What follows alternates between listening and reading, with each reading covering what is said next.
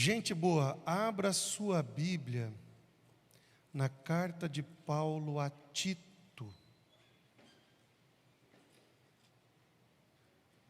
Se você não sabe onde fica a carta de Paulo, fica antes de carta de Paulo a Tito fica antes de Filemon. Ajudou?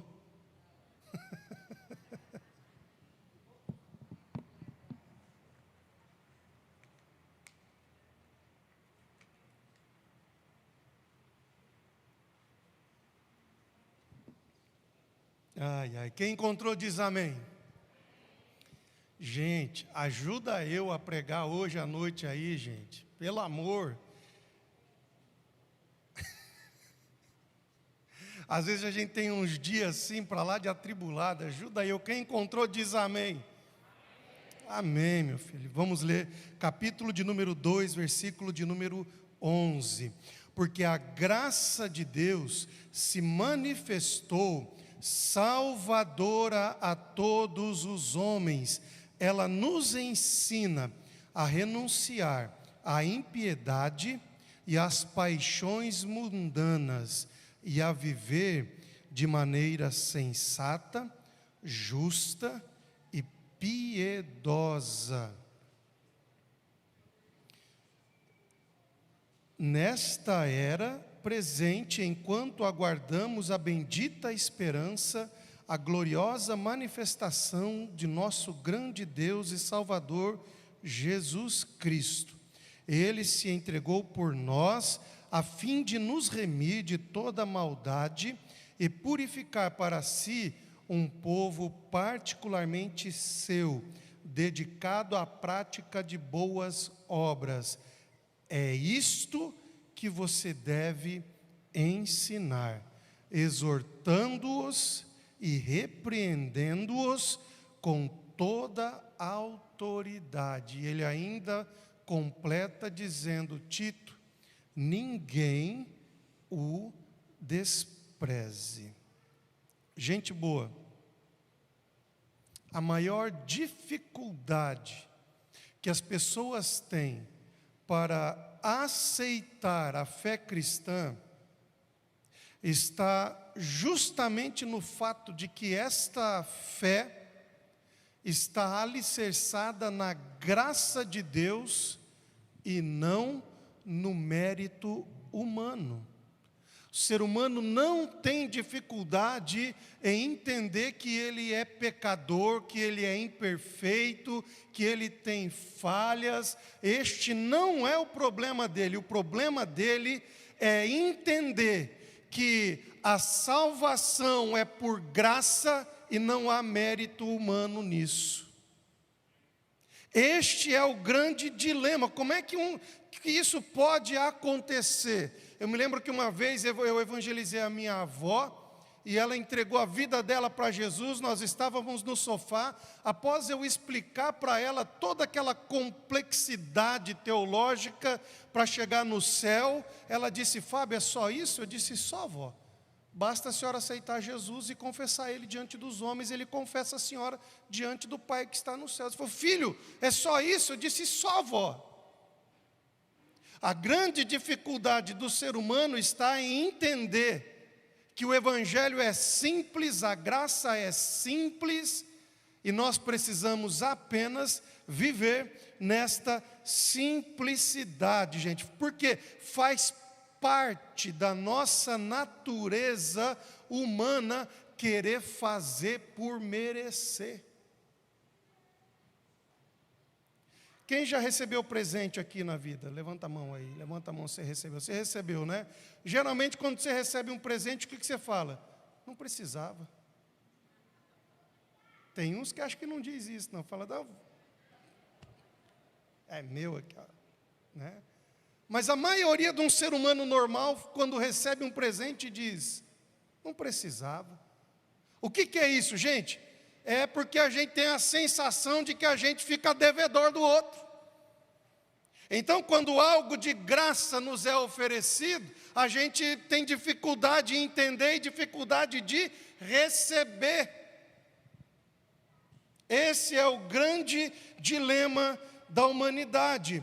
a graça que anula totalmente o mérito, gente boa. Nenhum de nós aqui merece a salvação. Ou você acha que você merece a salvação? Nenhum de nós, por mais puro que seja, por melhor que nós sejamos, gente boa, nenhum de nós merece esse negócio. A graça, a salvação é pura graça de Deus, mas é uma graça que anula o mérito, mas não anula o esforço. Ela tira de jogada o mérito, não é mérito seu, o mérito está no sangue de Cristo. Agora presta atenção, o fato de tirar o mérito não exclui o teu esforço. Paulo diz: desenvolva a vossa salvação, cresça na graça e no conhecimento de Cristo Jesus. Então, gente boa, tem coisas que a gente vai ter que se esforçar. Ontem eu estava falando para os jovens e mostrei para eles que um dos frutos que precisa ser evidenciado na vida do cristão é a luta contra o pecado. Você aceitou Jesus, se batizou, a partir desse momento você precisa entender que a sua vida é uma luta contínua contra o pecado. O diabo vai tentar o tempo todo separar você, afastar você do caminho, colocar propostas para você se desviar. Você vai ter que lutar a vida inteira. Não tem como escapar desse negócio, gente boa. Nós vamos ter que lutar a vida inteira contra o pecado. A graça de Deus, essa é uma frase de Agostinho. Agostinho, bispo de Hipona, não é Agostinho Carrara não, hein?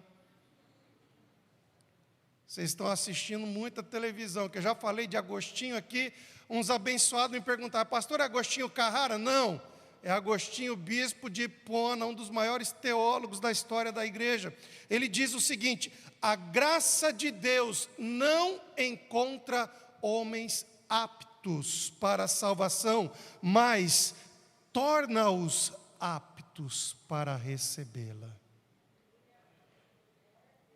Não há justo, não há um sequer, não há quem busque a Deus, mas a graça de Deus nos torna aptos para recebê-la através do sacrifício de Cristo Jesus. Calvino dizia que o Evangelho é uma bigorna que tem quebrado muitos martelos e ainda quebrará muitos outros. Se Calvino me desse licença, eu parafrasearia ele e diria: a graça é uma bigorna que tem quebrado muitos martelos de esforços humanos. Tem muita gente que está querendo alcançar pelo esforço, está batendo contra a graça e está se despedaçando. Por isso, nessa noite, eu quero conversar com você sobre 3 manifestações da graça de Deus. O texto que nós lemos nos apresentam 3 manifestações da graça de Deus. A primeira manifestação: a graça se manifesta salvadora. O apóstolo Paulo escreveu a Tito, dizendo: Tito, a graça se manifestou salvadora a todos os homens. Ô, gente boa, de Gênesis a Apocalipse, de Gênesis a Apocalipse, a graça, a salvação sempre foi pela graça. E eu posso mostrar isso para você na Bíblia. De Gênesis a Apocalipse, a salvação sempre foi pela graça. Um belo dia, Adão e Eva estão bonitos lá, tranquilos no paraíso, sossegadinhos, tinham recebido a instrução de Deus. Deus disse para eles: olha, vocês podem usufruir de tudo, mas vocês não vão comer dessa árvore, porque o dia que vocês dela comerdes, certamente morrereis. Mas como aquilo que Deus fala, nem sempre a gente dá muito ouvido, Adão e Eva preferiram dar ouvidos à serpente, e a serpente contou uma historinha para elas, mudou um pouco para eles, mudou um pouco a palavra, e eles decidiram pegar do fruto, comer do fruto, e a Bíblia diz que Deus disse: no dia em que comerdes, certamente morrereis. Agora veja, eles comeram, e o Senhor vem visitá-los no final do dia. Quando o Senhor vem visitá-los, eles se escondem. Aí eu pergunto para você, Deus não disse que eles iam morrer? Sim ou não? Gente, me ajuda aí, eu faço poucas perguntas para você, mas quando eu fizer, você me responde, por favor. Deus não disse que eles iam morrer, sim ou não? Mas o que aconteceu, gente?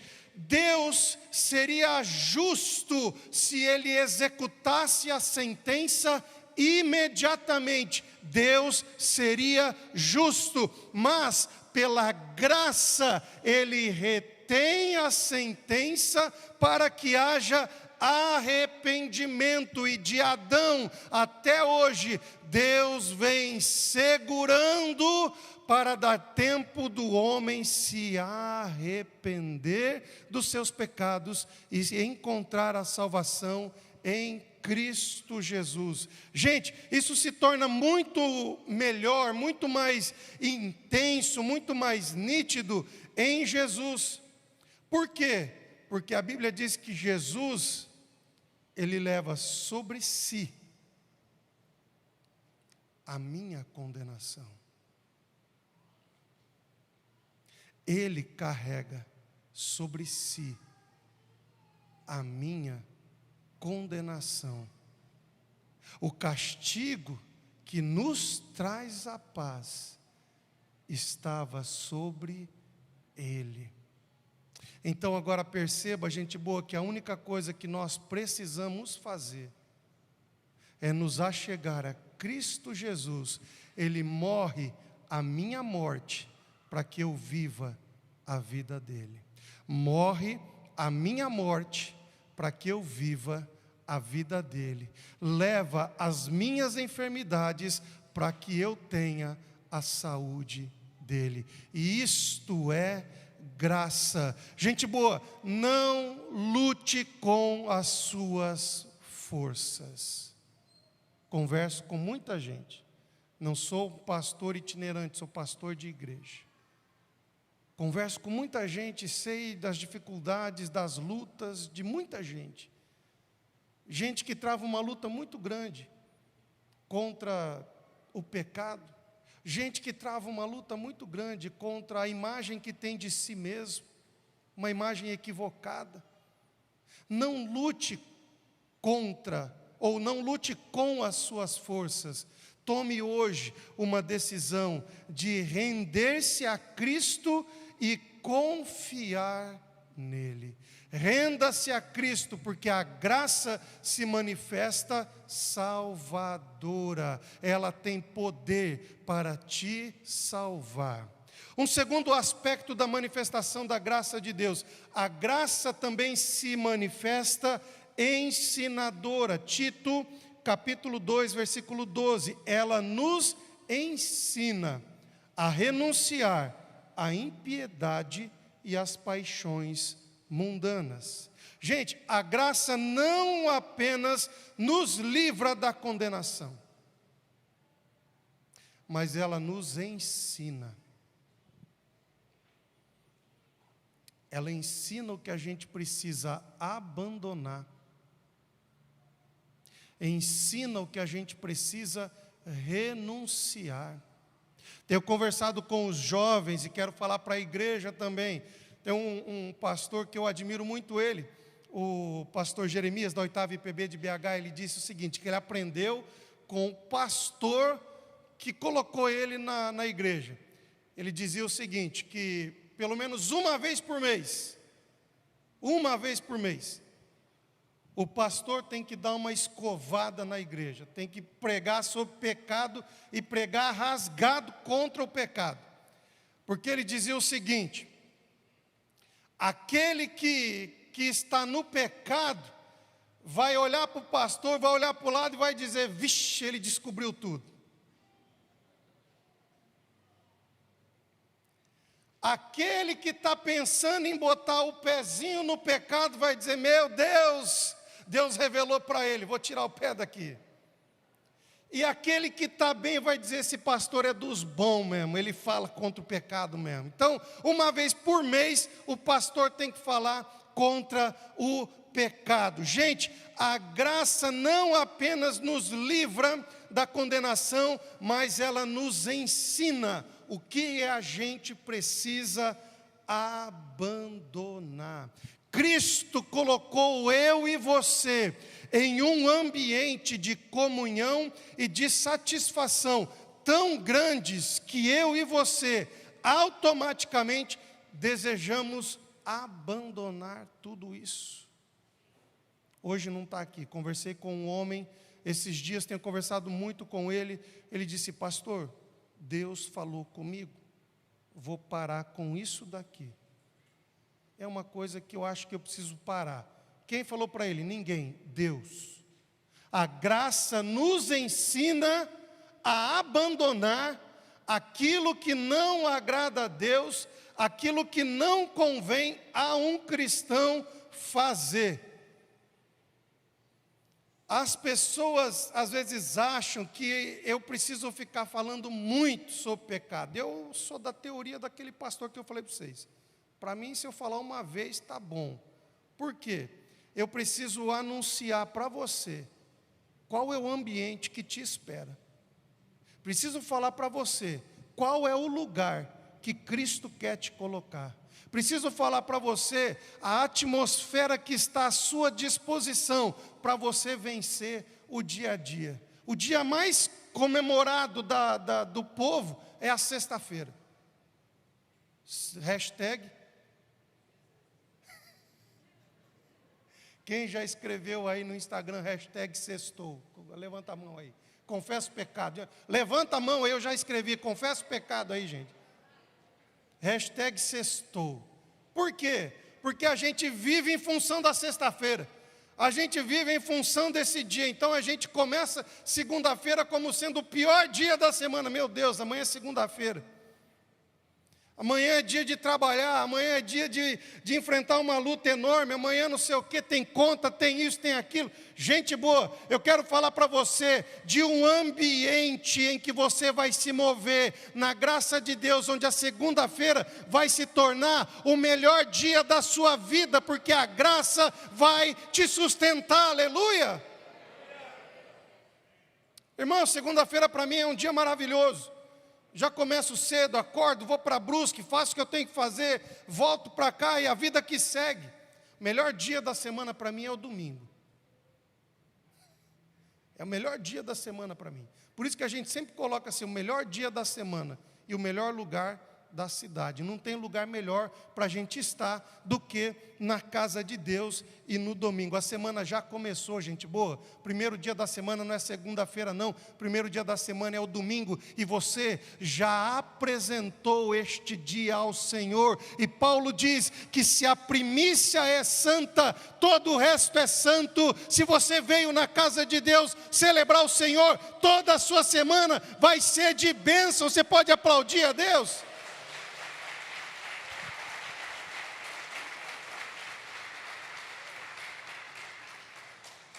Meu filho, aprende os princípios da Bíblia. Se a primícia é santa, todo o restante é santo. Então, vem para a igreja, vem adorar a Deus. Você vai ver que a sua semana vai ser uma bênção. Eu creio que o meu papel é falar de uma vida incrível que está à tua espera.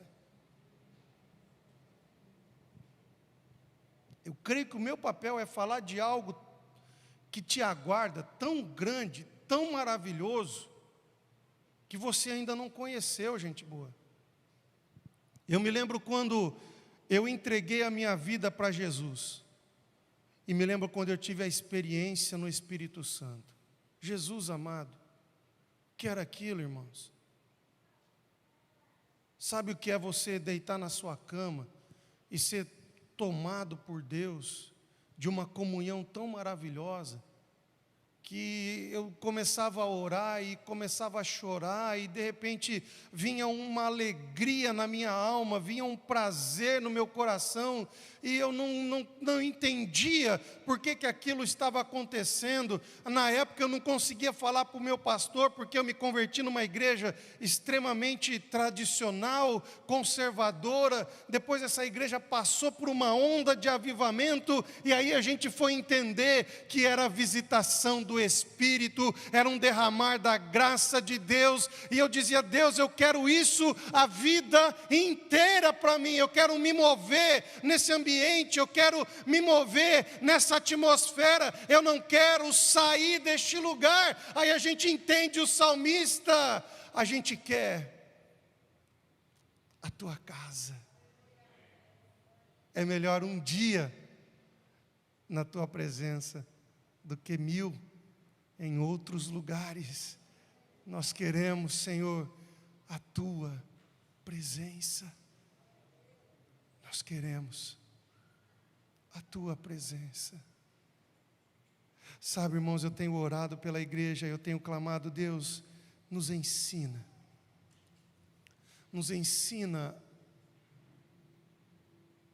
a nos movermos nesse ambiente. Abre as janelas dos céus, visita a tua igreja. Nós estamos vivendo um evangelho ultimamente tão de agenda, tão de rotina. É dia de ir para a igreja, vamos para a igreja, que a gente não tem mais a expectativa do encontro. Eu lembro quando eu me converti, eu colocava a Bíblia debaixo do braço. Naquela época não tinha Bíblias coloridas, não tinha nada, era uma Bíblia simples, de capa preta, e todo mundo dizia: lá vai mais um do livro da capa preta. Eu colocava aquele livro debaixo do braço, e eu começava a andar, subia a avenida, meus amigos todos na avenida, eu passava por eles: Fábio, onde você vai? Vou para a igreja, cara. E a gente chegava dentro daquela igreja e havia uma expectativa do que Deus iria falar ao nosso coração. Nós não tínhamos músicos tão bons como nós temos. Nós não tínhamos equipamentos tão bons como nós temos. Nós não tínhamos jogos de luzes, nós não tínhamos ar-condicionado, nós não tínhamos nada do que nós oferecemos hoje, mas nós tínhamos algo que transformava o ambiente aonde a gente estava. Nós não íamos para assistir um culto, nós íamos para oferecer o nosso culto a Deus. Aí, quando Deus falava, por mais que aquela igreja fosse silenciosa, a gente via Deus se movendo sobre a igreja. Meu irmão, gere no seu coração desejo por um encontro verdadeiro com Cristo Jesus. Gere no seu coração desejo de se mover dentro desse ambiente, que é o ambiente da graça de Deus, porque é ela que vai te ensinar a abandonar tudo aquilo que desagrada o coração do teu Senhor, que desagrada o coração do teu Salvador. Nós precisamos aprender a nos mover com mais frequência neste favor de Deus. A graça é esta companhia que nos ajuda, tal qual o pai ou a mãe assiste o filho nos seus primeiros passos. Eu me lembro das meninas dando os seus primeiros passinhos, e a gente ficava ali na expectativa, mas ao mesmo tempo no cuidado. Então a Céia colocava elas de um lado e aguardava do outro. E a Céia chamava: vem, vem, vem aqui. A vontade delas era de se mover engatinhando, mas a gente levantava elas. Elas davam um passinho, dava outro. Quando elas iam cair, a mãe estava segurando. A graça são estes braços que nos sustentam. Deixa eu falar uma coisa para você. Você não vai se perder, não. Você não vai se perder.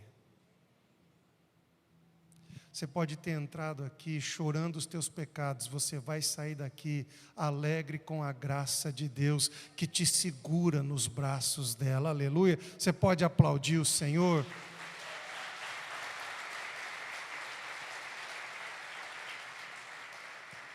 A última manifestação que eu gostaria de destacar nessa noite. Então veja, eu disse para você que a graça se manifesta salvadora. Ela salva você. A graça se manifesta ensinadora. É ela que instrui você acerca do que você deve abandonar para que você viva uma vida piedosa. Mas a graça também se manifesta capacitadora. Gente, a lei indicava o caminho. A lei apontava o caminho. Você quer agradar a Deus? Cumpra a lei.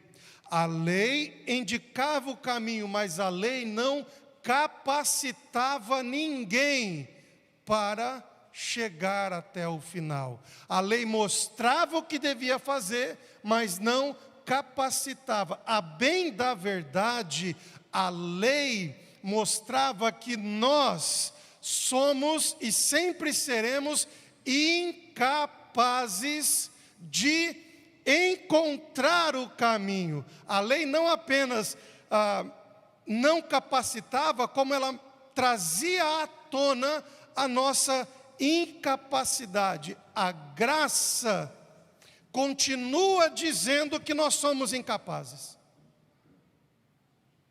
A graça continua dizendo: você não é capaz. Mas tem uma diferença: o que você não faz, eu te ajudo a fazer. O que você não consegue fazer, a graça nos ajuda a fazer. Nós somos incapazes de amar as pessoas que nos feriram. Sim ou não? É difícil reconhecer algumas coisas, né? A pessoa te machucou. Qual é a sua primeira atitude? Você vai lá, vai dar um beijo nela, um abraço, dizer: meu irmão querido, minha irmã querida, está aqui a outra face, bate colocado. É isso que você faz? Não faz, gente. Estou falando para você do que eu também não faço. Pisa no meu dedo mindinho para você ver. Eu tenho um calinho ali, pisa nele. Pastor também é de carne e sangue, gente boa. Quando a gente chuta a quina de um negócio, não pensa você que a gente sai dando glória a Deus, aleluia, oh Jesus seja louvado. Sai não. Sai não, varão. Quando você chuta o quininho, a gente se conta até 5, daquela aquecida no coração, segura o negócio, mas irmão, o que passa pela cabeça não é glória a Deus e aleluia nessa hora não. A gente pode até se irar, mas a gente não peca. Ai, você pode irar, mas não dá lado para o pecado não, gente boa. A grande verdade é que nós somos incapazes de amar as pessoas que nos feriram. Mas a graça nos ajuda. Aquilo que eu não consigo fazer, ela me sustenta para que eu consiga fazer. Nós somos incapazes de perdoar. O perdão não é algo natural. O perdão é algo sobrenatural. só perdoa aquele que primeiro experimenta o perdão de Cristo Jesus. O perdão não é natural, gente. A gente confunde perdão com um tipo de personalidade da pessoa. A pessoa tem facilidade em esquecer, deixar as coisas no passado. Isso é uma coisa, isso não é perdão. Perdão é quando você retira a queixa que você tem contra aquela pessoa. Pensa o seguinte: alguém fez algo para você, você vai na delegacia, faz um boletim de ocorrência e você deixa a queixa lá. O perdão é quando você vai lá na delegacia e você diz: eu quero retirar a queixa contra aquela pessoa. Isto é perdão. Nós somos incapazes de perdoar, mas Ele nos ajuda a perdoar. Nós somos incapazes de orar como convém. Conversei com um irmão esse tempo, ele falou: pastor, assumi uma posição, vou orar 1 hora de joelho. Crente novo. Pensa, gente, coisa linda. 1 hora de joelho. Tenho orado por ele, ele tem orado e eu tenho orado por ele. Deus, sustenta o teu filho, dá graça a ele, capacita ele, para ele conseguir cumprir um propósito que ele assumiu diante de Deus. Nós somos incapazes de orar como convém, porque as nossas orações, elas geralmente são egoístas. Nós pensamos naquilo que nos agrada, nós pensamos primeiro naquilo que nós precisamos. Quantas pessoas estão necessitadas das suas orações, se encontram nos campos missionários, estão evangelizando presídios, estão evangelizando favelas, subindo morro, e a gente está preocupado com os nossos problemas. Então nós não sabemos orar como convém, mas o Espírito, Ele nos ajuda nas nossas intercessões. Então perceba, irmãos, que da salvação, a decisão de viver uma vida santa, até o ato da oração, em tudo o Senhor nos assiste, e isto é graça de Deus. Você pode aplaudir o Senhor?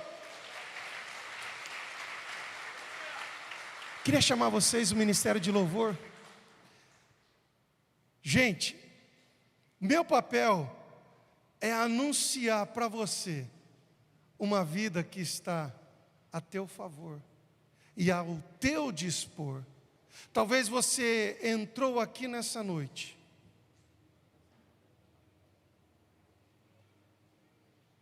desanimado. Talvez nessa semana já passou pela sua cabeça desistir do casamento, desistir da sua caminhada com Cristo, desistir da sua família, desistir de tudo, desistir de tudo.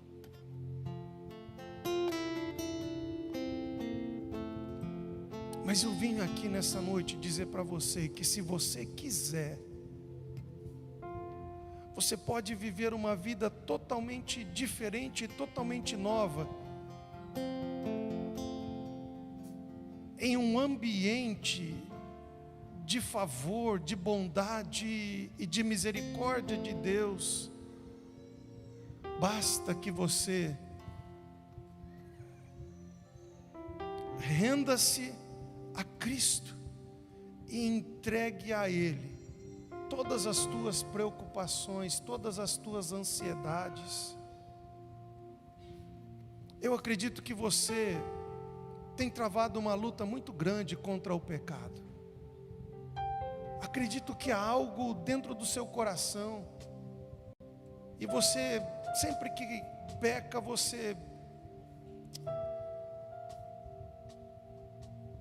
eu creio que você pode vencer isto, se você aprender que não é na sua força,